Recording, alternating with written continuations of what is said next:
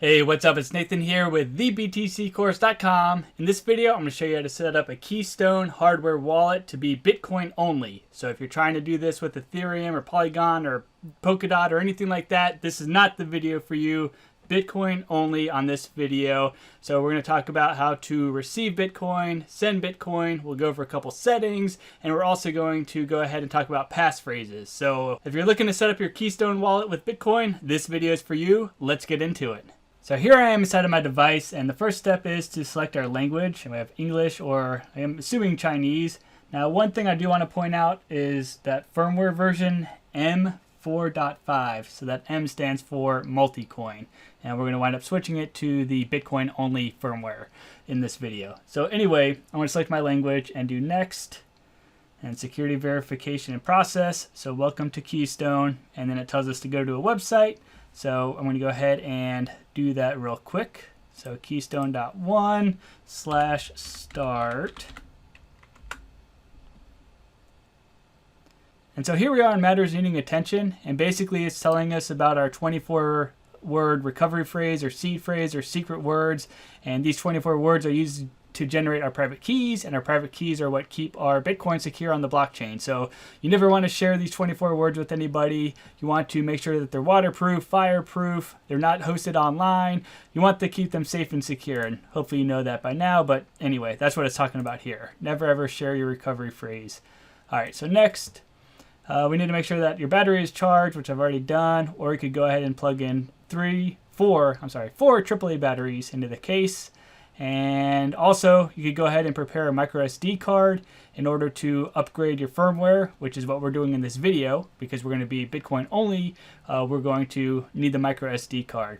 Now, if you don't have a micro SD card and you want to go with the multi-coin firmware, you could go ahead and do that. But yeah, this is Bitcoin only video, so we're doing the micro SD.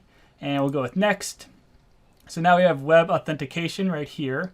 And basically, we need to go ahead and scan this QR code and confirm that our device was not tampered with during the manufacturing or shipping process. So I'm going to go ahead and do next step here, and now I'm going to go ahead and click on scan QR code. So it loads up the camera, so I'm going to bring it over to my computer and scan that QR code that's flashing on my screen. All right, so now my device authentication code is 4H1, so I'm going to type this in right here. 4H1FCTX9. Okay, and verify. So authenticated, your device is secure. All right, awesome. All right, so now we're going to go with success, and then we need to go ahead and set a password. Minimum of 10 characters, include both upper and lower case, and at least 1-digit symbols are allowed. So we're going to go ahead and plug that in. Now this password is only for the Keystone device. It doesn't actually protect our Bitcoin on the blockchain. This is different from a passphrase. And we'll talk about passphrases later, but yeah, this is just for the Keystone device. So go ahead and set up your password. And my device is saying firmware upgrade, but I'm going to go ahead and do next here. All right, so we need to format a micro SD card in FAT32 format with a maximum capacity of 512 gigabytes and Keystone battery level above 70%. Mine's at 80% right now. All right, so multi-coin firmware, which comes pre-installed on the device and we're not going to use, and then Bitcoin only firmware. So we can select either one. And so if we're going to download firmware, we want to go ahead and download it from here. So I'm going to open this in a new link, and then I want to do Bitcoin only. And so this lets us do partially signed Bitcoin transactions, or PSBTs. So we can set up multi-sig wallets using our Keystone as a signing device. And also it supports the Bitcoin testnet as well. So it has a couple other options. And another reason for keeping it Bitcoin only firmware is it minimizes the code base and therefore the attack surface. And therefore, it's a little bit more secure if you're running just Bitcoin only. All right, so we're going to go with download. All right, so the default option on the Keystone is the multi-coin. So that's what's currently installed on our device. And so what we actually need to go ahead and do is download this version of the firmware in order to get it properly set up on our device. So I'm going to go ahead and download that. And once you have it downloaded, we'll come back to these instructions. And basically, you need to go ahead and unzip the downloaded package and copy the update.zip file to the root directory of your micro SD card. And so you can see right here on my USB drive, I have the update.zip file. So I'm going to go ahead and unplug it from my computer and plug it into my Keystone hardware device. And so I've done that. So now I'm going to go ahead and do update now. And it says a new version B for Bitcoin instead of M, which is currently installed. 3.4 is available for update. Compare the following SHA-256 with the SHA-256 on the website. So let's come back to the website here. And we can click on this checksum right here. So this is the SHA-256 code they're talking about. So 4EADC, 4EADC on my device. And then I'll just do the last 4 as well. BDA3, BDA3. So it looks like it's good. I would probably compare all of them just to make sure. But, you know, if the first 4 and the last 4 match, then you're probably okay. Anyway, I'm going to do update now. And I need to enter my password. So I'm going to do that. And so my device is now updating. Alrighty, so my firmware has updated, and now I can go ahead and create or import a wallet. And what I want to go ahead and do is create a brand new wallet, but if you already have 24-word seed phrase that you want to restore on this device, you could go ahead and import a wallet. But we'll do create wallet, and then I need to enter my password again. And so the device is going to generate a recovery phrase, and again, we want to keep this safe and secure, and we don't want to lose it or anything like that. And it does give us a couple options here. We could go ahead and create a wallet with a single backup or create a wallet with a Shamir backup. And there's a reasonable difference on this. Let me come to these instructions real quick. So this tutorial right here, if you want to do a Shamir backup for your recovery phrase, and this is a little advanced and or complicated, and I don't think it's really necessary. My recommendation is to just go with the single backup. But if you're interested, they have a tutorial on how to set up a Shamir backup. But yeah, it kind of interferes with like the multi-sig features and stuff like that. So I would go with the single backup if you don't know what you're doing. So please check your surroundings.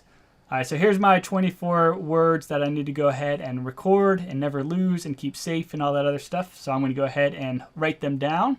And then I need to go ahead and confirm them on the next page. So I'll be right back. And so recovery phrase saved and next step. So now I need to go ahead and type them all back in the same exact order. So I'm going to go ahead and do that. So I've entered in my 24 words. I'm going to go ahead and click on confirm. So it's creating my wallet. Please keep screen on.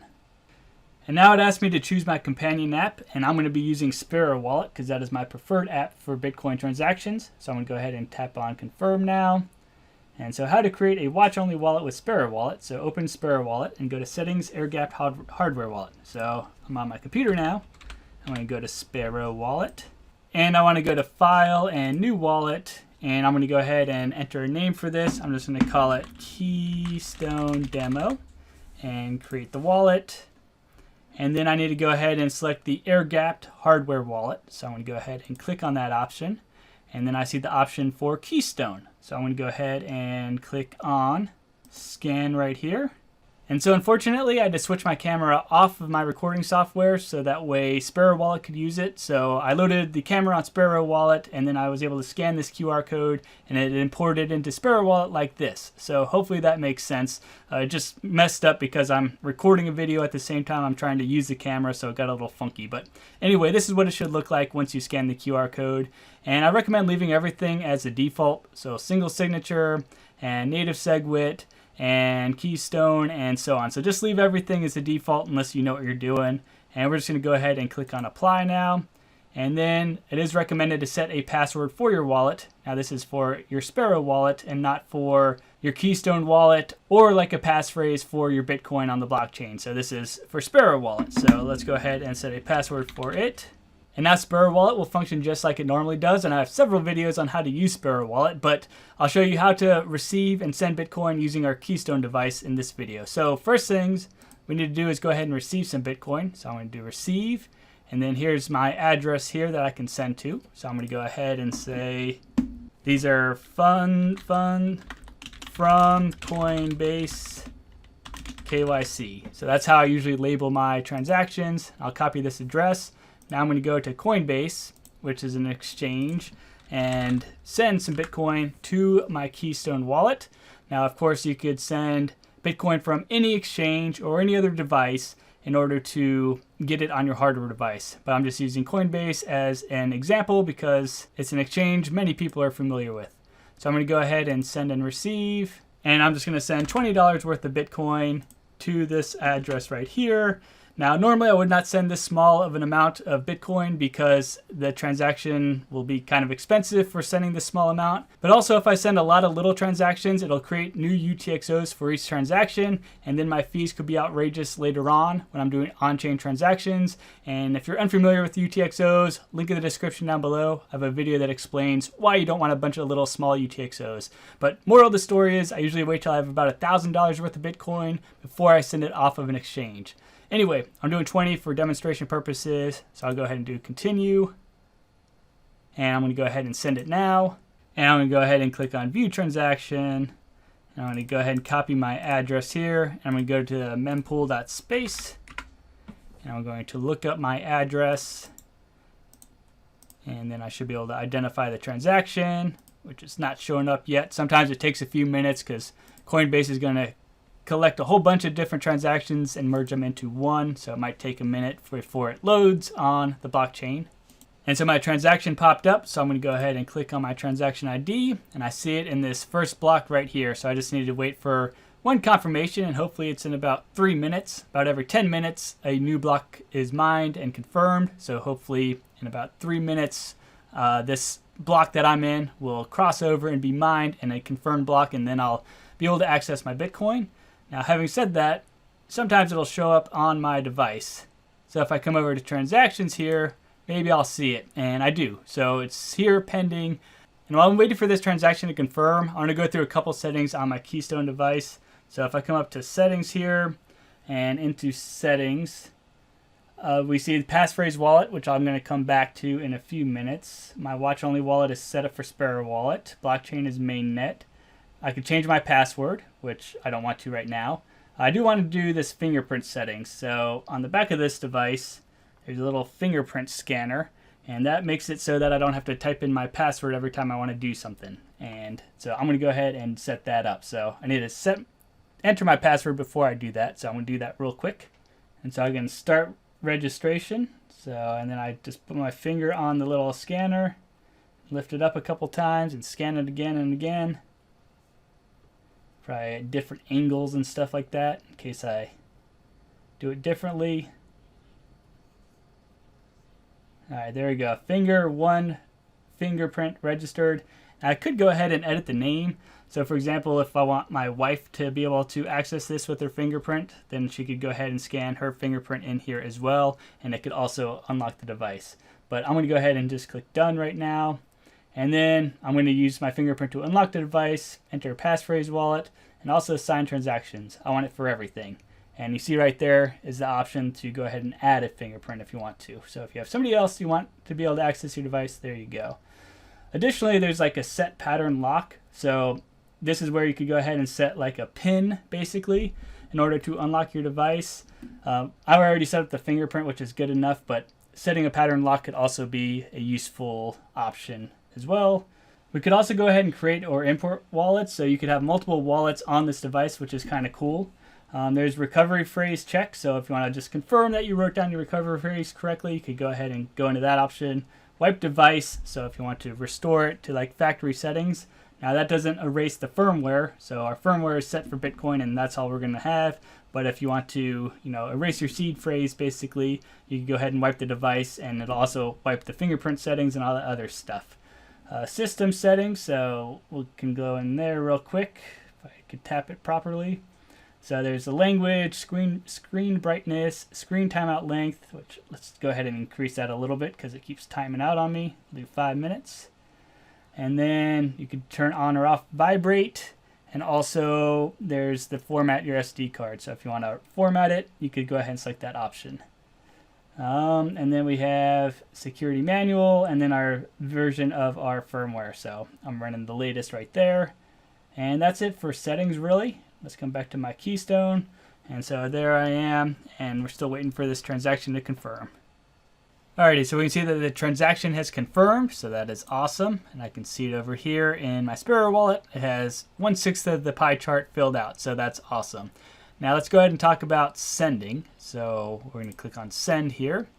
And now I want to send back to Coinbase in order to sell it. So maybe, 5 years passes by and Bitcoin moons to $1 million and I'm ready to sell it so that way I can go buy a house or something like that. So I'm going to go ahead and go to my Coinbase, and this time I want to do send and receive, and this time I'm receiving, so it gives me an address to send to. So I'll go ahead and copy that, and then I'm going to come back to Sparrow Wallet and pay to and paste that address. So sending to Coinbase to sell to buy a new house, because Bitcoin is $1 million now. All right. So the amount I want to send, so I could go ahead and max it out or send a set amount of sats or Bitcoin. So personal preference or whatever it is you're trying to accomplish, I guess. Our fee, so I'm going to go ahead and take a look at the mempool real quick and see that the next block is about 25 sats per VByte, but then the following one is about 6. So I'm going to go ahead and go with about 7 sats per VByte. That should get me in the next block. And again, I have a video on Sparrow Wallet, so if you need more information, please check out that video. Link in the description down below. All right, we're going to go ahead and create that transaction, though. And then I need to go ahead and finalize the transaction for signing. And now I want to go ahead and show a QR code. All right, so it loads up a QR code. And so over here on my Keystone device, if I tap on this little camera looking thing, I can tap on that. And it says scan QR code. So I'm going to go ahead and scan the QR code now with my Keystone device. And so it gives me my transaction details now. So there's the input information and the output information and the fee I'm going to pay. And then I can go ahead and tap on sign. And it wants my fingerprint. So I'm going to go ahead and scan that thing. And so it's now signing the transaction on my behalf. And so this is how it's air-gapped. So I'm not plugging my device into my computer in order to do this, and I'm not compromising my Keystone device. So it's all done automatically with these QR codes scanning back and forth. So now I need to go ahead and scan this QR code with my computer, or alternatively, if you can see down here at the very bottom, it says I can touch here to export the file with micro SD. And I'm actually going to select that option because I'm recording and my camera is being used by my filming software, and I don't want to have to deactivate it to scan the QR code, only to reactivate it and all that other stuff. So I'm actually going to save this to my SD card instead. So I'm going to go ahead and touch here to save, and I'm going to go ahead and export. Export successful.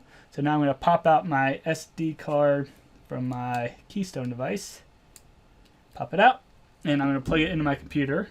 And now on my computer, I'm going to close this out, and I'm going to click on Load Transaction on Sparrow Wallet, and I'm going to navigate to my USB drive, and I see my signed PSBT, partially signed Bitcoin transaction. So I'm going to go ahead and open it, and there we go. It is signed. So now I can go ahead and broadcast that transaction, and there we go. It's out there on the mempool now.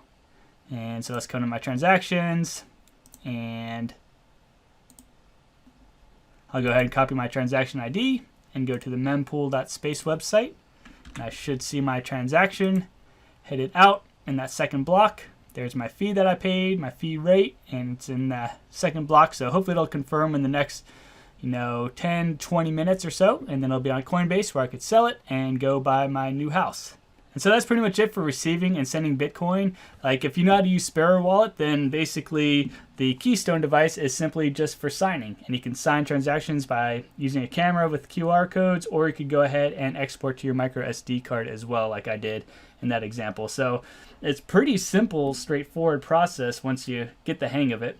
Now, one thing I wanted to point out was over here in settings, we could go ahead and set up a passphrase wallet. So some people are interested in this, and a passphrase is considered like your 25th word. And so in order to access this particular wallet right here, you would need your 24-word seed phrase and also this 25th word, which is like another layer of security because they need this word, and this word could be anything you want, up to like 100 characters. So you can make a super custom password in order to secure your Bitcoin. And this passphrase is actually used on the blockchain to secure your Bitcoin. So it's like super powerful. However, there's a little bit of risk here because if you forget your passphrase, but you still have your 24 words, well, you still won't be able to get to your Bitcoin. So you cannot forget your passphrase, or you're going to be, stuck without your Bitcoin if you lose your Keystone device or something like that. So anyway, we can go ahead and enter a passphrase. I'll just do AAA.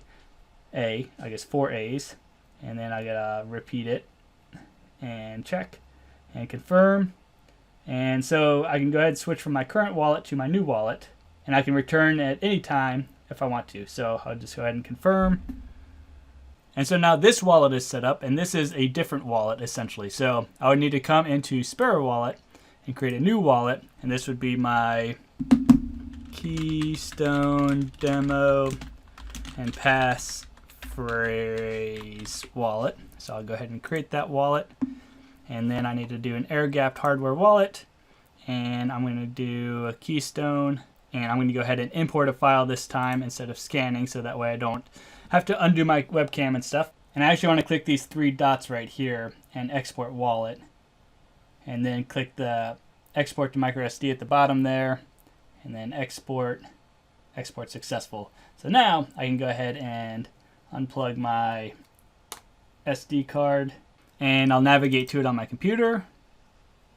And so there's my pub key right there. So I'm going to go ahead and open, and there we go. So this is my other now Keystone wallet with the passphrase. So I'll go ahead and apply, and I'm not going to do a password on this one because I'm just going quickly through this demonstration.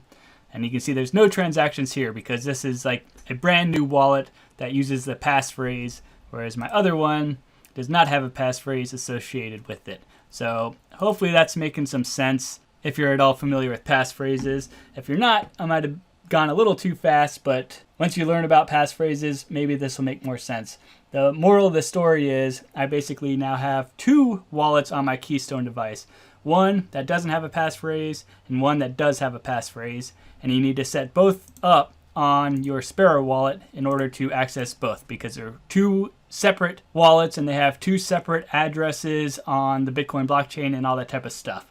So anyway, to switch back, I go to this menu on the top left, and then I would go to settings, and then I'd go to passphrase wallet, and then I'd tap into it, and then I would leave it blank. So I'd just hit confirm and confirm.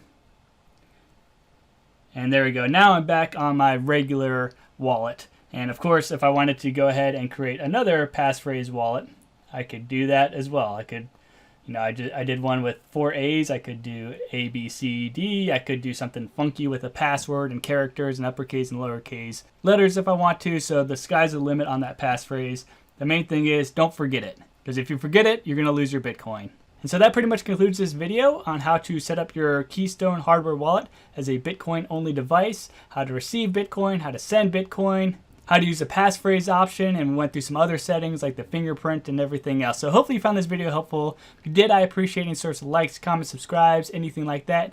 And or please check out the btccourse.com. It's a free website with lots of Bitcoin related training. It's kind of my passion project to try and give back to the Bitcoin plebs, help them out. And that's it for this video. I hope you have a great rest of the day.